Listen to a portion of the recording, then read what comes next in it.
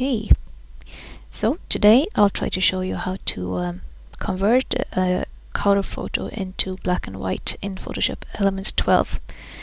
I will try to make it simple, and if I fail horribly, you can just leave your comments and questions in the below here, or you can email me and I will try to explain as best as I can.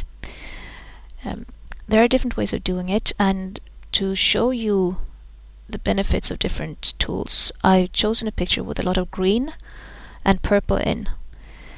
It's not much of contrast in this picture, it's not a lot of colors either. So this can actually be a tricky picture to convert, which is why it's a good example, of course, if I manage. What we want in the end is something similar to this.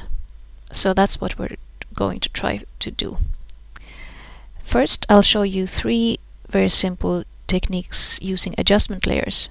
The benefit there is that you don't destroy any information in your actual image layer. You just add something and you can just remove it again if you don't like it, regardless of how many steps you've done afterwards. So the first one is hue saturation. You add your adjustment layer and you pull it down to 0. No, sorry, minus 100. Well, the minimum. You go for the minimum, because then you will have a totally desaturated image, and that will be grayscale.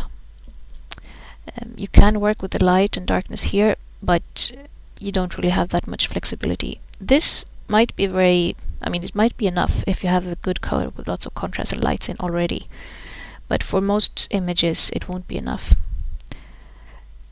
The second way to do it with an adjustment layer is to use a gradient map, in this case black and white one.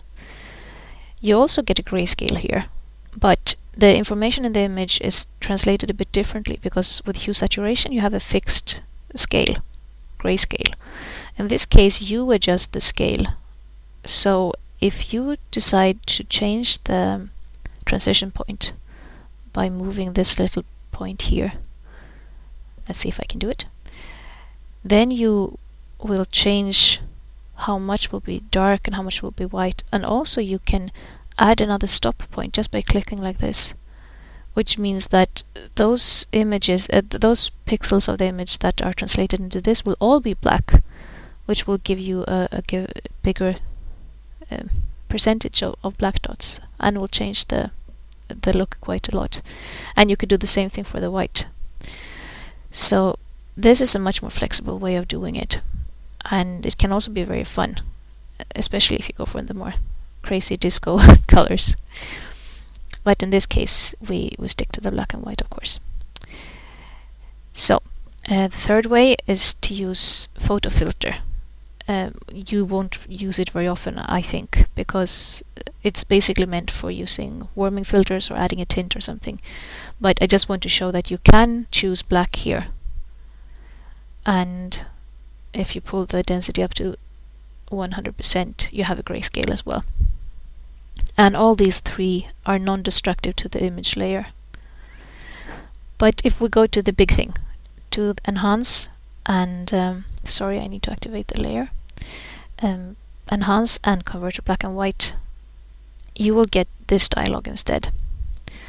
And you'll see the before and the after picture, which is good. You can play around and you can see what happens directly. And here you have a set of selected styles. These are basically presets. If you're lucky, your image will suit one of these perfectly. Usually I find that they don't, but I use them anyway because they will give me an idea of where to start and which levers to pull later on. In this case, I think newspaper looks fine. And this is where you need to think about color and how it's built, because we're working in RGB mode in Photoshop in this case, which means that every dot of color you see is made up of a combination of red, green and blue. So if you want to change the color or the intensity of the flowers specifically, which are purple, which in turn is red and blue, you need to change either the red or the blue one to change them more in comparison to the green. In this case I go for red because green also contains blue, so I will, by changing the red, I will change the flowers more specifically. As you can see, there are red remains in the rest of the image as well, because everything goes lighter when I increase the red, but the flowers will go more white than the rest. Well, I'm still not happy with the green, so let's try making that darker to see if we can get some more effect. And as you can see, I can reduce the green quite a lot without losing the flowers, and that's of course because there isn't much green in the flowers, but very much in the background. So let's leave it there. The third color is blue, and blue is part both of the flowers and the greens. So this might be the trick for us to get more detail. If we increase the light here, suddenly you will see that the straws come out much more. And equally, if I pull it down, everything goes just darker and a bit blurred. So think about what colors are present in your color image and how you want to translate them in terms of light or dark. That's the key to using this dialogue. So, well, that's basically it. We have a black and white picture, but there are two more tools I would like to show you, which really come in very handy if there's a part of the image that is problematic. Most images will not be as homogeneous as this one.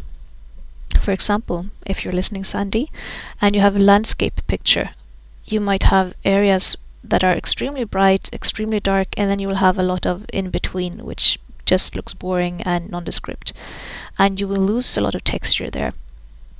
Then what you need to do is to go in that area and work, and then you can use these tools that are called dodge or burn. And what they do is that you work with a brush tool, and you can specifically choose if you want to work with the shadows, the midtones, or the highlights. And you can also adjust how much you want to increase the exposure. And usually I keep it quite low because sometimes you get huge effects, and this way I can add it bit by bit instead of getting a huge dark blob at once. So I'm working with the shadows now and a big brush, and let's just do it as an arch like this. I use a soft brush to not get too many visible streaks. And you see already it looks different. We almost created a sort of vignette. If we work with the highlights instead, and we dodge them a bit to make them brighter. Let's see what happens then. Usually you get a more natural effect if you work with the lines like this.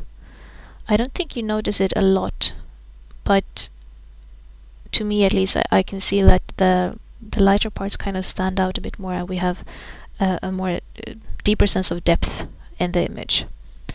And this is exactly what we can use this tool for. Problematic areas that we want to highlight or tone down a bit. So, well, that's basically it. Oh, one more thing actually. Vignettes work very well in black and white, because in a normal color picture you will notice them quite easily, but in a black and white picture they will melt into the background much more. So I create a new layer, I add the gradient tool, I do it circular, and I pull it like this. So this is where I want my focus. Now we change it with the blend modes, and I would recommend either multiply or overlay if you're not familiar with them. You can play around more when you know, but these usually work for black and white images. Here, with multiply, you get like tunnel vision. And if you use overlay instead, you will still get the light areas outside of this. This is a bit too crisp, but if I just reduce it, a bit, you will still see the effect when I remove it, and how that helps to focus the image a lot. So that's the very quick run through of black and white conversions. I hope you could keep up, and leave any comments or questions below. Thanks for watching.